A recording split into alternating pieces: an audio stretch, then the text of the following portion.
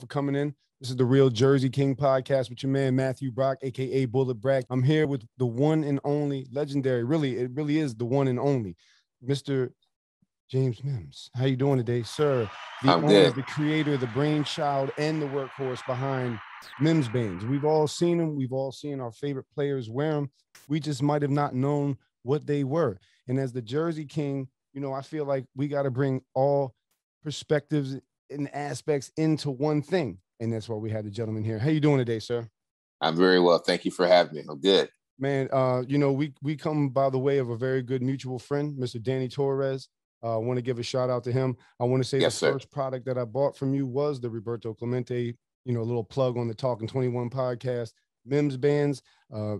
Me and Mr. Manny Sanguian both own one of the Mimsbandz. They come in a pair, if y'all don't know. My man, you know, the Mimsbandz are doing you right. They're not just sending you one like other bigger companies. He's doing it right. He's doing it right. And there's a lot of things I want to talk to you. So thank you once again. So you're welcome. Thank you. We all know what they are. And one of the questions I want to talk to, obviously, like we talked before, Dusty Baker, he was the first one to do it. Can you just tell us the experience? I know it was hand sewn. It was from the heart. It was passion. So can you give me a little bit of insight of what you were thinking when you were doing and putting all that together? Yes. Back in 1985, 86 time frame, I was studying for finals and didn't really want to come out of the gate working for anyone. And always been an avid baseball fan and always wore wristbands.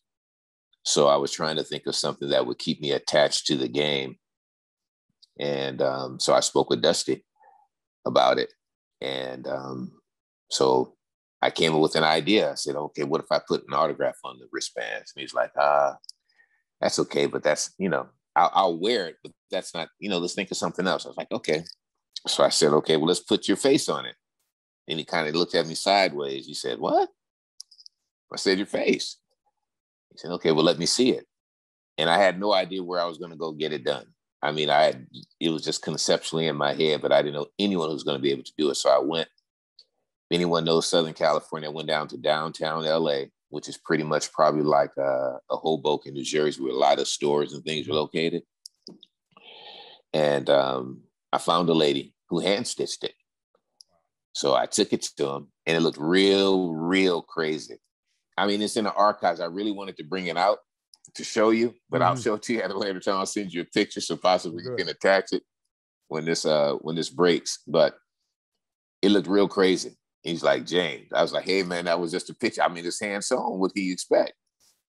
And then I went back and found someone who actually was able to do what's called digitizing and embroider it. Now this one is the actual one that came out later, completely different than the very first one. And this is where it all started. 1986, Dusty with the Oakland A's. It was his last few years there. And that's where it started. That's amazing. As they say, that's history right there, huh? Yep. Big time. That's history. And then to say that it caught on is nonetheless, I mean, so I would take it that Dusty and Bobby were good friends, and that's where the Barry angle came at or whatever like that. Because a lot of people, when they first seen it, I remember when Barry came through with the whole say no to drugs, with the whole baseball card, when the Pirates, with, you know, with the earrings, him and Bonilla. I mean, that's when I remember seeing it like, all right, what's that? Because I remember, like we talked about, it's all about, you got to have the match and fit. And now it was something different. Like, oh, what do they have? Now we need that. I mean, let's just go down a couple of the names. You had Darryl, Griffey Jr., Reggie Jackson, Ozzie Smith, the Big Hurt. I mean, these are older names. Tony Gwynn, of course, you know. Who was your favorite to make? Not to put you on the spot or try to make you, but who was your favorite? I won't say I really had a favorite, because to me, they all have a particular category. And without them, I wouldn't even be here talking to you, nor would I have the history behind me. But obviously, Dusty's like my dad. I've known him since I was 10 years old, grew up around baseball. Mr. Jim Gilliam, may he rest in peace, like my dad. and his son and I played Little League Baseball together. And I'm only giving this perspective because I want to start with Dusty and give you a little foundation as to how, my attachment to baseball, and it'll all come together.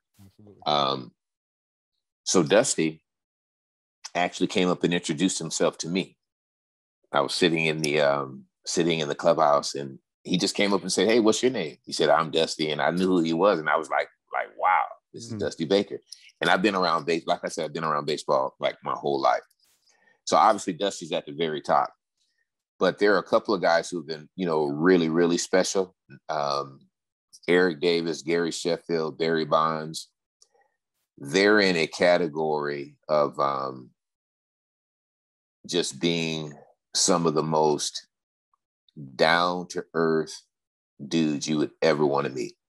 And to this day, I'm in contact with every single one of them. Awesome. Something really special about Eric, because we grew up together, grew up in LA. I didn't know him, but I knew of him. And then when we met, we knew a lot of people in common. It was just an automatic click, both being from South Central LA. Barry Bonds, when I first met Barry, I think it was 87. He had just gotten called up. And I went over to introduce myself to him, very brash then. The same dude who you saw later was the same dude when I first met him. Mm-hmm. And the only way he said he was going to wear the wristbands is if he could have a special edition. He wanted his with a little bit of yellow at the top and then all black, and vice versa. It's like, okay. He said, if you can do that, I'm in there. So I mentioned Dusty, but he didn't come on because of Dusty. But it was a way for me to actually get, to get him to come over when I told him who I was and who I knew. Gary Sheffield, man, I've been knowing Gary since he was 18 years old. And you talking, he is who he is. Who you see, that's who he is. Every single day, he has not changed. He's very straightforward, honest, just a really, really good dude. So those are in a category like by themselves. And then I can really go on and on, like Barry Larkin, Bill Buckner, Steve Sachs, Franklin Stubbs. Man, I mean, this goes on. I mean, the list truly goes on and on and on and on. Tony Gwynn was just an unbelievable person. May he rest in peace. Just an infectious laugh. Tim Raines, Andre Dawson, who people think is so stoic, is one of the greatest dudes. Joe Carter, Benito Santiago, Sean Dunston, Hubie Brooks. I mean, Ozzie Guillen. I mean, it just goes on and on and on and on. So again, I don't want to say the guys are my favorite, but there are some real special ones again who that's dope, man, because I can see it in your face. It's like that's the best answer you could really give, is that each one of them are your favorite, because like you said, it's each different. It's like when you go into the dugout and you got where the bats go at, and not one bat is better than the other, but your bat, they all have a story. And that's what's right. I can see it in your face. That's awesome, man. That's awesome. So, well, that brings us back to another player that I want to say his name to and get your reaction off that. Brandon Phillips, 3-time All-Star for the Reds, man, 4 Golden Gloves, played 17 years. I believe that's a special person to you, right? I mean, like a relaunch, like a good, but I'll let you tell it, because you can probably tell it and I can tell it. Man, it's funny you mentioned B. Phil. I just talked to him last week. And great dude, man. I mean, and also, I mean, not to cut you off, and I'm sorry to do this, but just even looking at, your Instagram, which, we're going to plug and hope everyone that watches this, they go look at it and tell their fam. But when you look at it, it just takes you back to a certain time, man. It just takes you, like when I saw the one you did on Gary Sheffield, it took me back to the pinstripes with the Marlins going across when he took that huge swing against the Braves, and he looked back and he smiled. But anyways, I'm sorry. Back to Mr. Phillips. I didn't want to. That's okay. And I just talked with B. Phil, and one of the things that bothers me the most is that he was on the cusp of Hall of Fame. And I didn't know some of the statistics that he had mentioned to me, how close he was, but I knew what I was watching. He was a fan of the product when he was a kid. Barry Larkin was his favorite player. And Dusty was a manager at the time. So I remember being in the clubhouse, and I walked up to him. I was just going to do the relaunch because after Gary Sheffield, there was like I needed to bridge. There was a lull because obviously a lot of the guys that I had retired. So when I walked up to B. Phil, I said, "Hey man, my name is James Mims. I made the wristbands." He turned around with this look like, "You're the dude?" It's like, "Yeah." He said, "Man, I have been looking for you for years." Mm-hmm. I was like, "Well, here I am." Oh, and now you found me. Yeah. So he said, "Man, how can I get something?" And I said, "You got it. You tell me what you want. Tell me the slogan that you want to have." So we went back and forth and finally came up with "I am who I am." Mm-hmm. That's what he had on his, which is classic. So we went into a longer conversation about how, the company that he was with at the time, and I would just refuse to give him any kind of plug. No, he just said, "Man, they just micromanage everything that I do." And I just, I don't want to deal with him anymore. So he left that company and then he went to Under Armour. And, the rest is history. And I'll go into a little more detail later. Hopefully there's a question that poses me to kind of touch on some of the things that have happened. But just a good dude, man. And I owe all of the relaunch and the reintroduction to the product and to this generation to him. And that's what I told him when I spoke with him. I just wanted to reach out to him and just say thank you, because I want guys to really, really understand that I don't take this for granted. I clearly understand that they're giving me something that's very, very expensive, which is their wrist. But one of the things that I'm most proud of is that they all have just been just unbelievable human beings. And I take nothing for granted, the connection and things that I have with a lot of these guys historically in baseball, but just on a personal note, they all understand that I would do nothing to disparage their name or anything like that. And that I can call any of these guys at any given moment and ask for something and it would be given. So that's a testament to, how I've treated them and vice versa. It's a great thing. It's like a brotherhood, man. Just and exactly how it be. One hand washes the other and helps the other. And like you said on the relaunch, man, you have a lot of people. Like I said, Jay Hay. I've seen Jay Hay with his. Shout out Jay Hay. That's another friend of all of ours. Mr. Bryce Harper. I've seen Bryce. I mean, I could go down the list. From Kutch to everyone and everything like that. I got to cut you off on that one, but the Bryce Harper one is not real. No, no. I mean, we're gonna keep it buck. I'm gonna tell you that one. That came about in a way. I'm gonna give you just a true perspective. This is how it all went down. At the time, I had reached out to Adam Jones. Mm-hmm. Great guy too, man. Fantastic guy from Baltimore, man. I'm talking about signed every autograph, played catch with kids when I was telling you, I used to live in Baltimore. So I would go catch the Orioles games all the time, get a beer out by Bug's Barbecue Pit, go over. Adam would talk to anybody and everybody. I think his wife was from Baltimore. His family, he was, but regardless, everything he does, I know he has a lot of outreach in the community that he does too, and well, and everything, man. But go ahead. I'm sorry to cut you off. But Adam is a great guy. I had to for that, man. Oh, yeah. Good dude. So I reached out to him because let me back up a little bit. Yeah, I'm sorry. Every person who's ever worn the product, I have met and I have asked them to wear the product.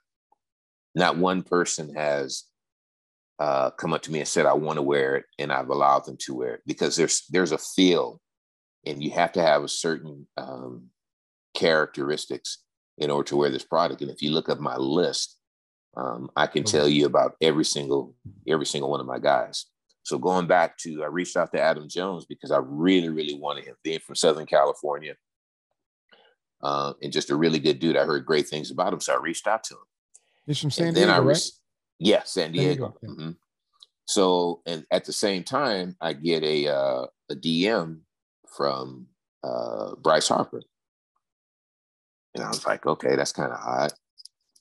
So I said, give me some information to make sure that it's you. So I can't remember what I had asked for, but he sent it over, so it validated that it was him. So he went on to talk about he was a fan of the product. And wanted to have them and vice versa. I was like, okay. And again, I've never met him, and I typically don't do anything without meeting a person, but Adam was referred to me. So, okay, I said, okay, well, just send me a picture. Let me know what you want on the product, and I'll get it to you. So Adam did the same. I went into a little bit more history with Adam because I had some lineage in Baltimore with Eddie Murray. So he's like, and then he knew Tony Gwynn, and then he knew Kevin Mitchell. So I've had all those guys. So he was very comfortable, talking to me and going into a little bit more detail, and then really wanted the product because he remembered when he was a kid. So to fast forward, all of a sudden, my email started blowing up one night. The Nationals were playing in Chicago. I'll never forget it. And they were like, "Oh my gosh, you got Bryce Harper." And I was like, "No, I haven't sent anything to Bryce Harper." So I cut on the game, and there he is wearing a knockoff. And I said, "Okay." Oh. So I reached out to as many guys as I could. I reached out to Barry. I reached out to Dusty, Eric, Chef. I reached out to a bunch of dudes. Hey, man, you see what this dude is doing? And I'm like, I'm taken aback, man. I'm not sure what to say. Then all of a sudden, I get an email from the Washington Post. And this gentleman said who he was. He was a fan of the product when he was a kid. He said, I can tell the wristband that Bryce Harper is wearing is a knockoff. And he said, do you have any comments? So he left his number. So I called him. I said, no, I'm going to give him an opportunity. I'm going to call him, and see what he has to say. Right. Try to square it up. Right. Right. So I reached out to him and he said, after the game, he said, "Oh, I thought it was yours." And I said, "Well, how could you think it was yours? I mean, mine, it had no Mimsbandz marked on it. It didn't even have your slogan on it." Oh, and why wouldn't I have just sent you a direct message saying, "Here's the track"? Right. Come on, man. All that, right? So, and I noticed on the back of it, it had an Under Armour logo. I'm thinking, okay. Now you. So I said, "Hey, man, you can't wear it. Where'd you get it?" Right. "I don't know where it came from." I said, "Okay." He said, "Okay, I won't wear it." Turned on the game. Next day, wearing it again. I'm like, okay. So I called the guy from the Washington Post, and he said, "Well, James, do you have a comment?" I said, "Yeah." I said, that's just classless. It's no class.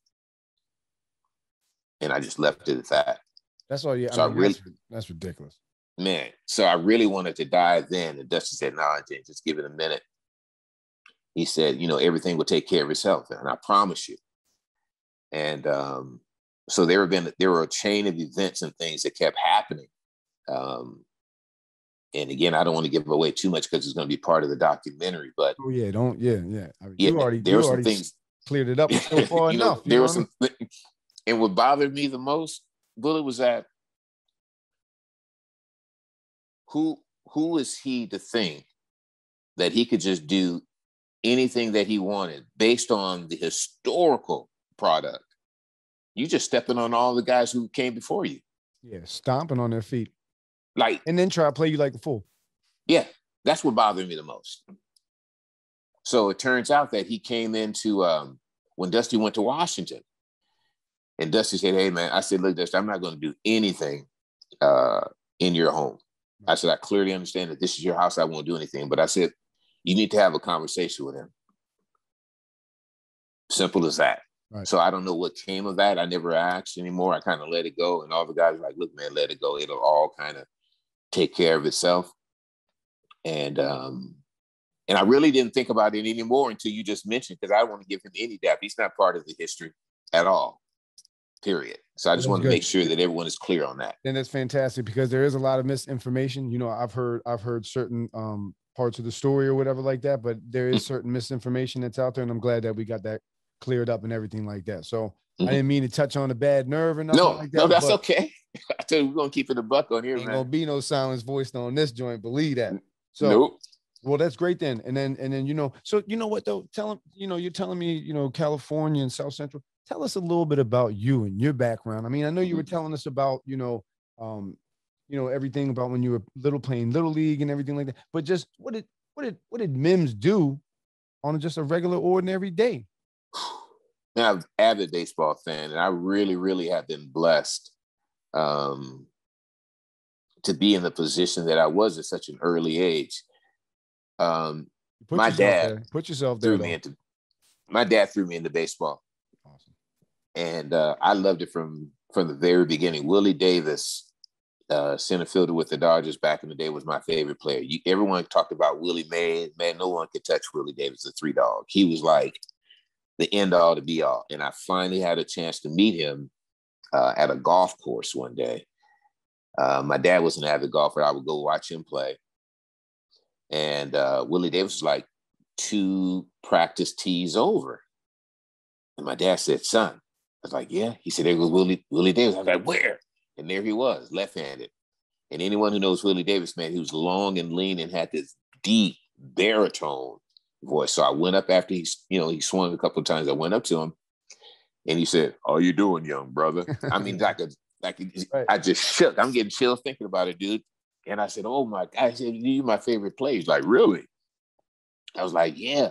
So he shook my hand and swallowed my hand up, dude. I was just in awe. Everything that Willie Davis did, dude, I tried to emulate. Mm-hmm.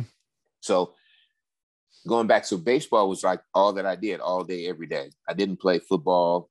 So let me ask you this question real quick. I don't want to cut you off, but this is something that I know. I worked in the music industry for about 10 years. I got to meet everyone I ever met. Mm-hmm. When you met him, mm-hmm. he lived up to what you thought, though, right? Because I know that you met some people that you met and you were like, you turned around, you was with your homies or your girl, and you were like, I can't believe I liked this person for so long. And okay. So that's a good thing then. All right. That's perfect then. That's perfect. So that was good. Yeah. So I went to play Little League baseball at the age of 10. And that's when I started playing organized baseball. Mm-hmm. And at that time, that's when I met Daryl, who was Jim Gilliam's son. And he and I just became the best of friends. And at the same time, I met Kurt Flood Jr. All played Little League baseball. That's a giant right there for what was done by that gentleman. You know what I mean? Yeah. So when I think about, again, from an historical perspective, you're talking Mr. Gilliam, who was Jackie Robinson's roommate. Mm-hmm. So the stories that I had firsthand about all that Mr. Robinson went through, and then Kurt Flood Jr., obviously the stories that he shared with me about all that his dad went through. So that's my lineage in baseball. Wound up playing baseball in high school and in college, graduated from USC. And that's just kind of, I'm just a real low key dude, I feel like I'm approachable. I feel like I'm a grounded person. No, great energy. You know what I mean? Very humble. You can tell very, very passionate about what. Another thing, my family, my background's Greek. So I've always been told by my grandfather, before you say something, analyze it 4 times. I see you do it 5 times. So, I can definitely tell that's a great thing, man. That's a great thing. And the smile's infectious, man. The smile's infectious. Unless someone probably owes you money, then, like, I like baseball and baseball bats, right? No, I'm just joking, man. Just to make you laugh. I hear you. I want to step into something too real quick. I don't want to hold you up all day, but no, you're good. Okay, there are a couple of other things I want to talk to you about. Now, this baseball card collection thing, this memorabilia thing, this thing took a new life of its own. I remember, I'm not going to lie, I remember growing up buying Topps, Donruss, all the Fleer, all the Score, upper decks and everything like that. So I'm over the house one day. I'm talking to my friend. He's a huge collector, right? He goes and buys all these cards and everything like that. And we're talking, and he shows me this website, not some website, Topps.com. We're looking at, I'm actually looking at the NFTs they're ready to do digital stuff. And I see this thing called Project 70. I'm just looking through the Project 70. I knew a guy I made some music with, Action Bronson. I knew another gentleman, DJ Ski. He's a good friend of mine. Shout out Peter Parker out in Minneapolis, Minnesota. Then I look back and I look down and I see this one card and I go, that looks awful familiar. I said, let me do some more investigation. So when I do some more investigation, let me hold it up for the camera real quick. Wow. I said, this is Mimsbandz. I know my man is not got that car. So can you please talk to me about that? First off, congratulations, man. Thank you, man. Another person whose father and grandfather made him love baseball and would want to be there and still watches baseball games. And even though my grandfathers aren't here, I still talk trash all day to them. Sometimes they talk back, but I don't know. I don't know if I should be telling people that. But congratulations, man. This is fantastic. Thank you. Please. And you got 3, right? We talked about this earlier. You got 3. And I want you to touch, I got a lot of people that still listen to music. When you're going through this, please touch on that story about the inspiration between from Matt Kemp and who inspired you for that card. But yes, once again, man, please talk about this. The Project 70. If you guys haven't gone, go on support for it. It's a great card, man. And it's definitely worth it. So the stage is yours, sir. I definitely thank you. No, it came about from a friend of mine, Chris Mack. And he had mentioned something to me. We went to a basketball game, and I met a very good friend of his by the name of Mark. And we were just having a conversation. He knew about the product. Chris knew about the product when he was a kid. He first saw in the '86 World Series, Darryl Strawberry, Bill Buckner, the guys were wearing it. And we were just talking. He's like, "Look, man, I want to help you out. I want to do something with you." So he brings his friend Mark over. We just started having a conversation. And again, I'm not thinking anything of it. I've heard a bunch of people say, "Oh, we're going to do this and we're going to do that," and nothing ever comes to fruition. Right. So last year, Chris called me, and I said, he said, "James, are you ready?" I was like, "Ready for what?" He said, "Well, I didn't want to tell you until it actually came to be." I was like, "What?" He said, "Man, are you ready to create 20 cards?" I said, 20 cards? What do you mean? He said, "You're going to be part of this Topps project." He said, "Are you familiar with it?" I was like, "No."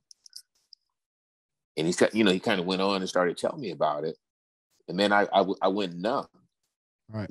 Because in 1985, I sent a letter to Topps Baseball trying to become part of their giveaways. When, on the back of the Topps card, you were able to send in so many wraps and you were able to get a gift. Right. Well, without even doing any research, to my understanding, they sent me a Dear John letter. So to think now, some 30 plus years later, I still can't believe it, to be honest. So there's like a big ups to Chris and Mark for, just believing in me and entrusting me and allowing me to be of something so bigger than myself. I can't even really put it in words, man. It's humbling. No, it's a beautiful. And anyone who is familiar with the product, man, and know that it's been around for as long as it's been around. So to be on this platform with Topps, dude, is huge. So I owe everything to them. Yeah, and it's definitely that's kind of how it came about. It's definitely a dope card too. Like, just the whole with the holograms in the back, and just how it has like the overall mini bio of you and everything like that. Mm-hmm. It's dope, man. It's dope. Congratulations as well. So I appreciate it, man. The one I have in my hand is the Tony Gwynn. Yes. You have 2 others, correct? Ozzie Smith. Yes. Matt yes. Kemp, right? Yes. So correct. Everyone once again knows me, Bullet Brack music guy and all that. Matt Kemp, you told me before we started there was an inspiration for the Matt Kemp card. Can you please tell us, the rest of the people, listening, about that? That came about. Nipsey Hussle and I both grew up in the same neighborhood, literally down the street. 60th West Boulevard, Slauson and Crenshaw. And Mr. Mims was out there, huh? Yeah. Yeah. I mean, that's where danger zone, baby. That's the danger zone right there. I mean, that's where, Well, then let's be real. The fact that you're sitting here right now talking to us. Yeah. And people really don't understand it. They take that as they use that lightly. I grew up in the hood, but literally that's where I grew up. And only because of my parents did I stay on the straight and narrow, because a lot of my partners, man, were affiliated and were out there. So I felt like I needed to pay homage to him, because his grind is no different than my grind. He's made it obviously a lot sooner than I, but his story goes way back. It just didn't come like right now. He's always been on this grind. So I felt like I wanted to pay homage to my hood, where I'm from. And I felt like Matt Kemp, who was playing in LA at the time, was like the perfect guy to do, because Nipsey had a picture wearing a Matt Kemp jersey. And if you were to look it up, you would see it. So I was able to go back, to my old neighborhood, do some footage and put the card out. And the card is just so unique. And if people were just to go to the Tops Project, it's no longer available, but they can see it. Definitely, it's archived. And it has the marathon flag like in the back. That is the backdrop to it with Matt Kemp, and it had wings coming behind his shoulders, obviously, which is an angel for Nipsey Hussle. It was just something that I felt like I needed to do and wanted to do, and Matt Kemp loved it. I mean, it was on his site as well, so that's where that came from. Tony Gwynn and Ozzie Smith would replication of the wristbands that they actually wore. But I want to step in a different direction. And the next few cars that are coming out, I'm gonna tell you, they are fire. And I'm not just saying it.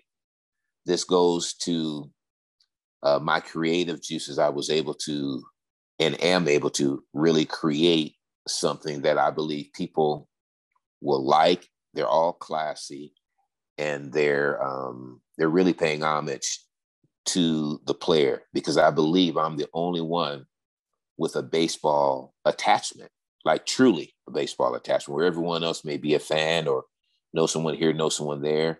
Right. As you know, my product is on the field and has been on the field for over 30 years. Right. I think I want to say you're 100% correct. I didn't do research on all of them, but most of them are, like you said, from out of the bounds and everything like that. They're just like a fan or drawn to the game or drawn to collecting or whatever like that as well. So that's dope. So you're doing 20. You're doing 20 of them? Oh, yes. Goodness. Yeah. Yeah. Can we get a sneak exclusive pick of one of them that's going? Oh my God! Can we? You don't have to though. I can only say the next one is going to be. To me, he should be in the Hall of Fame. Oh my goodness! How you gonna do us like that, Mr. Mims? 5/17. That's all good though. May we got to go back. That's when it drops. 5/17. We'll make sure that we're gonna blast that out along with you and everything like that, because these are definitely pieces of history. Now, let me add one more thing before I wrap this Project 70. Yes. I don't know if I heard correctly. At the end, I don't know if you can say anything. Will they be sold as sets? Like, so in other words, could I go and buy all 20? Like I would buy the set? Do you know or no? I don't. Honestly, I don't know. All right, because I heard really that you will be able to. I hope they'll be able to, because that would be a nice little look for the artists as well, for you guys as well too. So they better be paying you good too. I hope that residual check starts coming in. It's looking good. I mean, times they got a little boom going on right now. Well, beyond the monetary piece, because I've never been about that. Mine is really about being able to tell my story and have people go back and have it jar their memory. Like, oh, that's what those were. I had no idea that's what that was. Absolutely. And knowing where it came from, because I've never been on the forefront. I've never been out here like this before. No one ever knew who I was. I've always been behind the scenes, because to me, it's always been about the players. Right. And that's, and you, like, once again, you can tell that's the type of personality that you really go off the energy, it's take my pat, as they say, wear it on your sleeve. You know what I mean? So that's a great thing. So thank you. I got another thing for you. And maybe this is what really brought a lot of attention back to you. I don't know. I know Mr. Bob Kendrick, personal friend of mine, gave my father and I multiple personal, viewings of the museum and everything like that. Mr. Sean Gibson. I met him as well. I did an interview with him. I remember looking last year, and I said, hold on, they're doing something once again. I mean, even though it was a shortened season, and it's crazy how that happened, that the 100-year anniversary of the Negro Leagues come around and something happens, something goes ill. I'm like, go figure, right? So this is the way Major League Baseball is. But I see that they're doing something special, and I see the release that comes out. Because I'm gonna tell you right now, Josh the Basher, I have the actual jersey, the Homestead one, when he supposedly hit the bomb. I got that for my Ebbets Field interview. I'm gonna wear that. That's probably my hands down my favorite jersey. I used to hear stories about Josh Gibson when I was a kid. I not Babe Ruth, you know, and then that's why we put in the interview, you know, Josh ain't the black Babe Ruth. It's the other way around. Babe's the white Josh Gibson. That's hands down. So I saw these things and I was talking to Mr. Sean, and then I forget what day it was, but I know everyone was wearing the Josh Gibson Mimsbandz, correct? Like I remember from Josh Bell that everyone had that. So what kind of experience, if you can give me that, what kind of experience was that? Not just seeing that, but creating that. Because I know that's like one of the most purest, beautiful movements that I've seen right now. And just you know, great and dandy that the statistics are brought into the Major League Baseball, whatever. Really, it should still be the Negro League records and everything like that, because they didn't need to be in the Major League Baseball. You know what I mean? Right. My opinion, they had better talent. But I'm not going to get into my opinions and everything like that. But can you walk me through that? I mean, I know that was a great feeling, man. I know that was fantastic, and that was beautiful seeing both of y'all. Like I said, this is the first time I've seen each other and everything. But as a friend through Danny Torres, I always, everyone that he stamps on, I'm like, you know, they are all great people, and he never lets me down. Just like we, you know. But yeah, walk me through that, man, because that was fantastic to see, and I still need. Yeah, that was very, very interesting. Danny had hooked me up with Sean. Sean was familiar with the product, and when he and I spoke, just an unbelievable person, just good energy as well. And I was committed to getting the product on the players, and he was going back and forth. He said, "James, you think you can?" I was like, "Yeah, I can do that." And he said, "Okay." So he allowed me to make wristbands for the 100th year anniversary. And like you said, it turns out that it was a shortened season, so it was a little challenging, not knowing who was going to make the teams. It was it was a strange time. So fortunately, we were able to get a few guys to where we had. Obviously, it was Dusty, Dominic, Matt Kemp, Bug Daddy. Josh Bell, and a few guys on the Pirates, Tariq Brock. And I'm really trying to go by memory. I can't remember first base. Everyone, so please, too, you know, charge it to my head, not my heart. But that's all right, though. That's all right. But he was blown away. He called and he thanked me. He said, "Man, I really, really appreciate it." And I was like, "No, I really appreciate." I really appreciate allowing me opportunity just to pay homage. So that went well. It didn't go as well as we really wanted it to, because there wasn't a lot of exposure because it was a shortened season. And then, you know, some things started happening. Personally, I owe Sean a phone call. I lost my best friend. So I went into this I can look back at it now. It's like a real dark place. Like right after we started launching and selling the product, and I'm getting emotional just thinking about it. But that I owe him a phone call because I really didn't talk to anyone for like 2 to 3 months. Even Danny was reaching out to him. I know we're getting something personal. He was even reaching out to me, man. I was just in this I've never lost anyone since Mr. Gilliam that close to me. So it took me to a really, really, really dark, just a horrible, horrible place. And I'm getting off a little bit, but I'm trying to tie it all into. Oh, this is good though, man. Let it out because we can see it in your face too. That I want to. I'm going to reconnect with Sean and then really do something on a much larger scale, because I feel like attention needs to be brought to Mr. Gibson and just the Negro Leagues as a whole. So that's, you know, an unbelievable experience. I've heard Mr. Gibson's name before, Satchel Paige, Cool Papa Bell. Mr. Gilliam used to tell me stories about Mr. Josh Gibson because he played against him when he was like 15 to 16 years old in the Negro Leagues. Stories galore. But just to think again that I was able to touch on baseball royalty is something that I will never, ever, ever forget. That's awesome, man. That's great, man. And I'm happy that you're back. I'm happy that you're feeling better, man. I'm happy. You know, we all go through things.